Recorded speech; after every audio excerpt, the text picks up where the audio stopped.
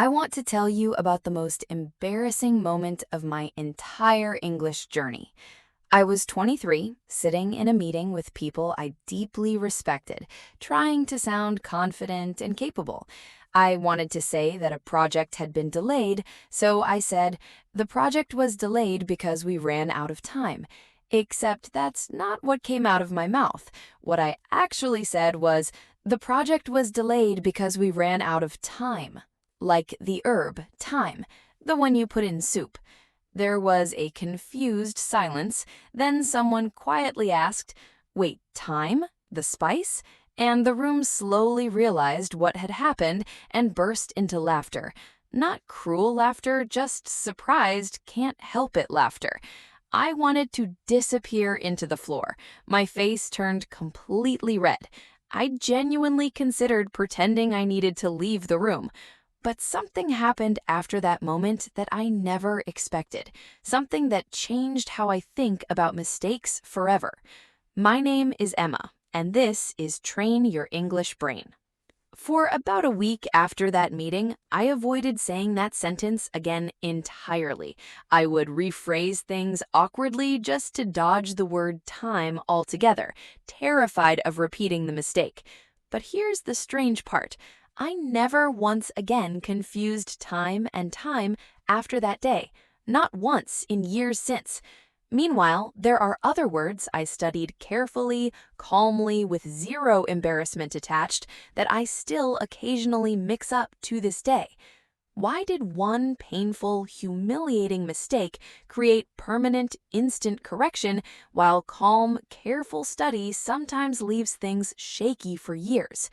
The answer lies in something neuroscientists understand very well, even if most language learners never hear about it. When you make a mistake, especially one with any kind of emotional charge attached, embarrassment, surprise, even just mild frustration, your brain releases a small amount of stress hormones, including something called cortisol. This sounds like a bad thing, and in large amounts over long periods it certainly can be, but in small, brief amounts, exactly the kind you experience during an embarrassing language mistake, it actually does something useful. It tells your brain, pay close attention to this moment. This matters. Remember it. This is the same reason you remember exactly where you were when you heard surprising news, but you can't remember what you had for lunch 11 days ago. Emotional intensity acts like a highlighter pen for your memory. It marks certain moments as important and worth keeping, while everything else fades into the background, treated as forgettable, ordinary information.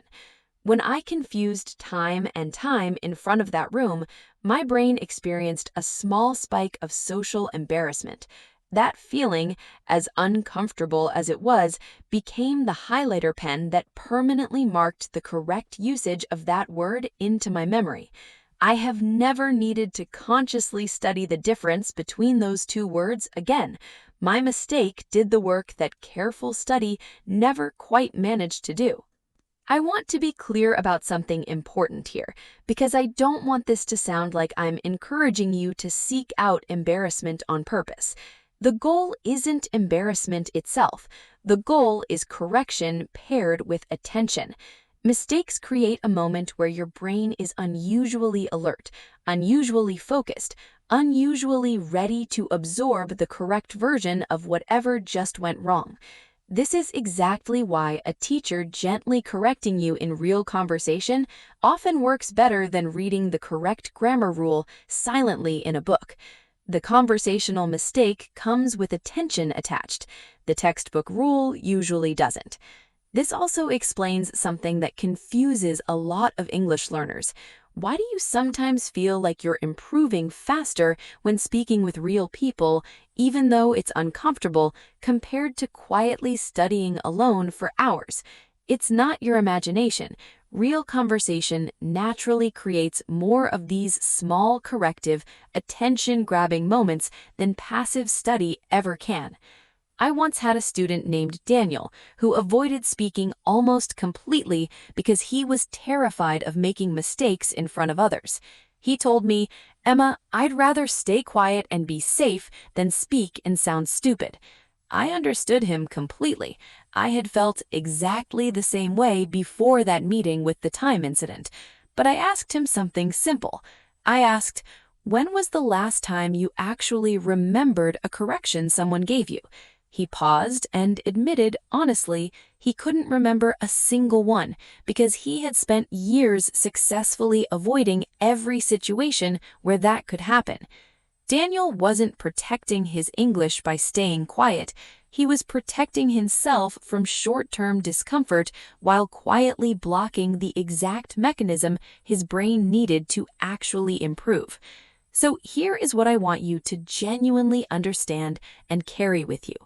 Every time you make a mistake and someone corrects you, or even when you realize the mistake yourself a moment too late, your brain is being handed a small gift, even though it feels nothing like a gift in that moment. That brief sting of embarrassment is doing real, measurable work, locking the correct version into your memory far more efficiently than calm, comfortable repetition ever could. So the path forward isn't trying to eliminate mistakes from your English.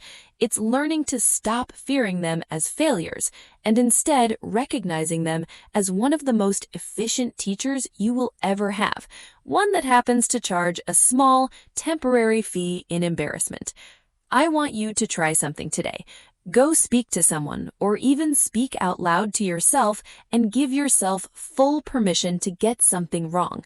Not because mistakes don't matter, but because the moment you get corrected, even gently, even by your own realization a second later, that moment is doing more for your long-term memory than an entire quiet afternoon of careful, mistake-free studying. Daniel eventually did start speaking more, slowly, nervously at first, and he told me something months later that I still think about often. He said, "Emma, I actually remember my mistakes better than the things I got right the first time."